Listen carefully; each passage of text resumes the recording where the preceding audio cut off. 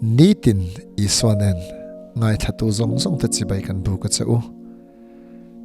chong tlem turin lalpa min puiro ti thu kan ngai to howang lalpan ni thar dom tak min pek awangin lalpa fakinom ro se ke ni aya van doi hi zong chuak ta ila lom na tur kan nga sia hi kan muchiang le ang du soi thaya trong thaya kan nom te hi kan vahan va nei tak em ring tu ma ni leile ka veng thiam hi kan zinga engzat nge omang le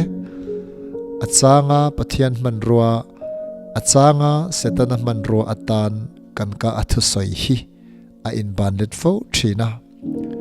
setana hian atam thei ang per kan thu soi lo man rem chan alo tum vereng bok si a pathian thu ne na in kal setana lom zong le in ru theina tur trong kam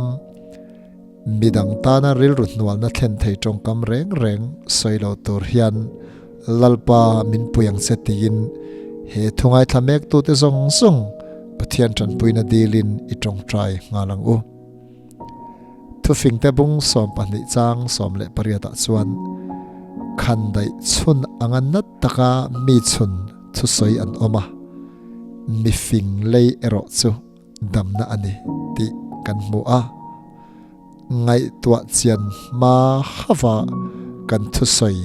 minun ti buai tu khoi poi tu avahan tam thin don em mathaya bung som pani chang som thum le paruka po lali suwa ngei chuan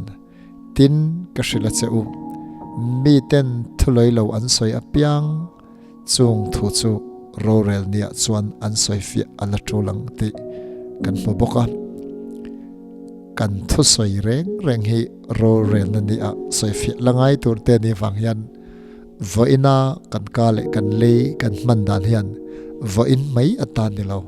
naki theng ngong anei tur thu hi chiang takin kan mu boka trong tam ain trong tlem te hi an van nei zok ti hi pathian thua hian chiang takin kan mu thaya thu fing te bung som le pasari chang som ni pariata po mi a po angoi reng chuan mi finga chiarani amui achip chuan mirem sia angai ani ti kan mole boka chuwang chuanin kan ka akan thu soi te hi setana man ruwa anni don ai chuan kan trong tlem hian setana tan kong kan lo hong lo zok nge ti na po alo ni pathian thu soi tur hresi lo